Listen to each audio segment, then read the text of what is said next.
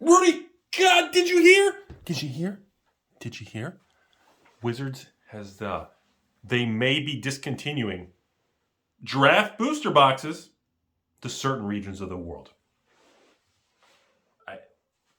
Let me get my shocked Pikachu face out. Is that my O face? Like, what? Rudy, you got it. What do you think? Is this the beginning of the end? Is this the change? Well, it gets complicated. Yes, it's the flipping beginning of we've been talking about it for 6 to 9 months about set boxes, collector boxes, draft boxes, Rudy boxes, basement boxes, party pack boxes. You cannot have 40 variants of the same thing because everyone's just like, funny thing. Good story for you guys. There was a thing, there was some psychological study done that I just made up just now in this moment. Many years though, seriously. I don't remember where it was from or what university did it. And there was scientific proof that if you have too many options for sale, people buy less. So if, the new, Brothers War set coming out next year, or the new Double Masters 2 Quad Cube Masters comes out, and there's 6 versions of it, people don't feel confident on which version to buy. They're kind of like, maybe I'll do a little bit of each. Well, wait, maybe I'll hold off and see what happens.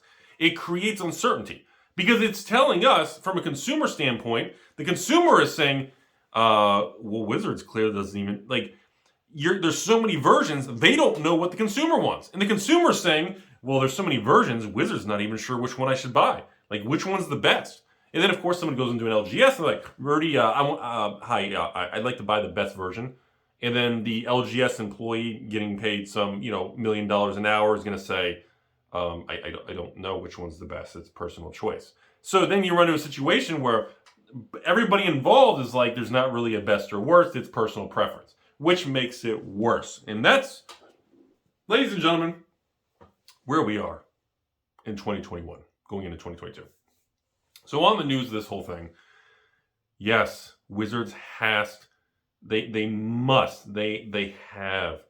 streamline. They have to take the product line and bottleneck it to 1 or 2. I think 2 versions is fine, whether it's just a set box or a collector box or a draft box and a set box.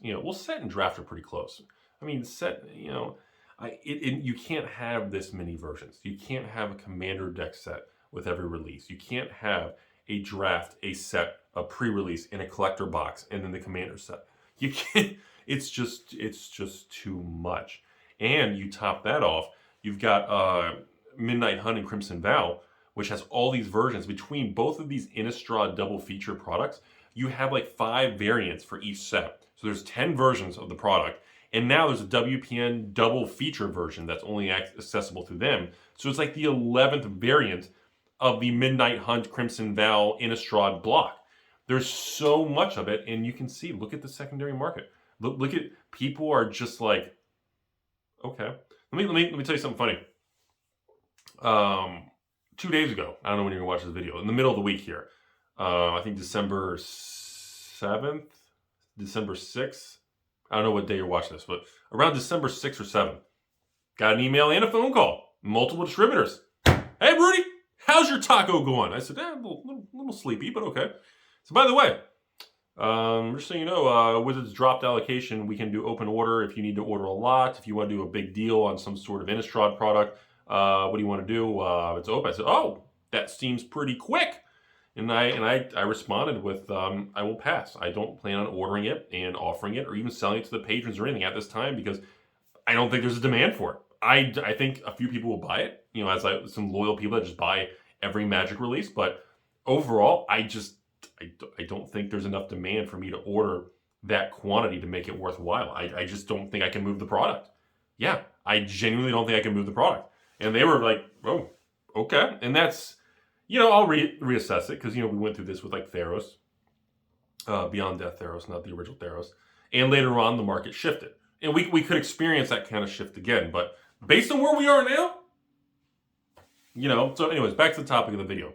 Rudy, what do you think? Are draft boxes on the way out? Yes, they're on the way out. I've been talking about this for a year because it's not sustainable. I don't know why or this and that or what. I think kind of draft boxes are like a staple or a cornerstone of sealed magic product and the industry standard for LGSs and, your non-local, Jeff Bezos Walmart, But I just think something has to give. And if I had to pick between draft, set, and collector, I would cut draft. If I was a corporate Hasbro suit on the 69th floor of the Ivory Tower, I would cut draft.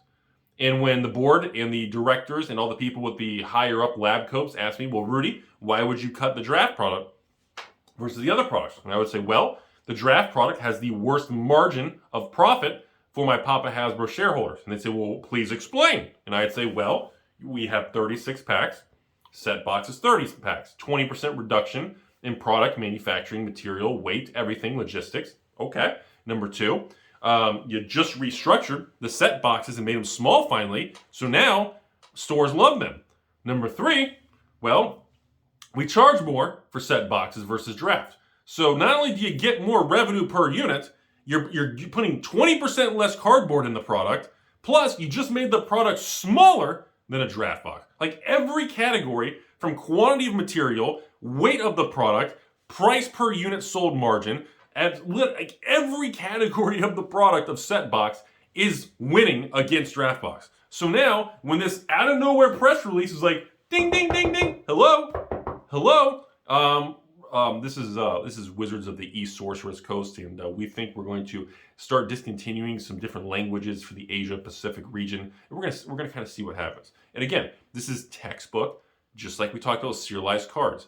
Whenever any large corporation that has a huge amount of money and influence and power involved, millions and billions and billions and zillions in Zimbabwe dollars, you must make big, dramatic market-moving decisions carefully. That's what they did with Ultimate Masters box toppers. They're doing it with serialized cards. Same thing, they're going to do it. They do a test run. They kind of do a little, dip your toe in the water. You don't jump in skinny dipping. You just take your pants off, take the taco, and you test the water. You don't go all in. You don't go all in. And that's what they're doing. So I'm not surprised. I think this is the beginning. I've been saying it for many months now. We are going to transition out of this flashy era really quick, everybody. I think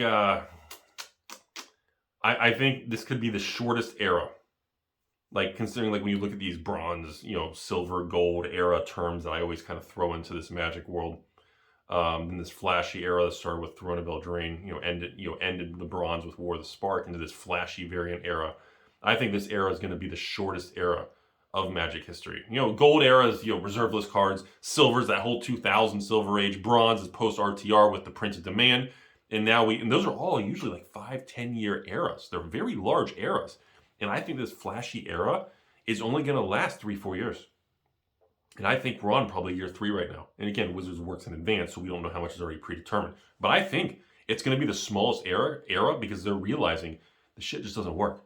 It doesn't work. There is no value. There's no one doing mass box openings. The sheer volume of booster boxes flowing through the system across the board is going down. I don't care what anyone says. I stand by that. Rudy, you're angry because you can't sell the product. Honestly, it's less work when less patrons buy. I'm really not that upset about it, but thank you for your feedback, Dr. Timmy. But I'm just telling you, Hasbro and Papa, Sorcerers of the East Coast are going to report strong numbers because I believe profitability and generalized overall gross sales, EBITDA, all your fun little accounting terms are all looking very strong because of the supplemental replacement of Secret Lairs and direct-to-consumer stuff and more direct-to-consumer Amazon fulfillment, which is higher margins. You combine that with Secret Lair direct to the market again, you can hide a lot of the erosion. And I believe that's what's been going on. And I believe my theory is going to really feel very real if we see the next 24 months, they start shifting these things. If we see them start eliminating products, raising prices, which I've already heard rumors in the next 6-9 months because of inflation, they're going to raise prices again. Yay! And then of course all this LGSs and people like me will be evil for raising the prices. I expect that to come in the next 6 to 9 months. I also expect that numbers of Hasbro are going to be hugely profitable, and I also predict that we're going to have a reduction of product, and we're going to have serialized cards. I think Double Masters 2, Quad Masters, Cubed, Rubik's Cube is going to have either VIP serialized or hidden. They're going to have some sort of serialized artist-proof signed cards. It's coming. We are within 12 months of seeing that. That's my personal opinion. with absolutely no evidence, because again, entertainment channel, I have no inside information, and I make everything up. So everything I just said in this video, remember, was made up on the spot. Absolutely no inside information. So in the next 12 months, when these things happen, I got really lucky, because I'm telling you, I have no inside information, and I'm completely making everything up in this video, and here's what my stomach looks like.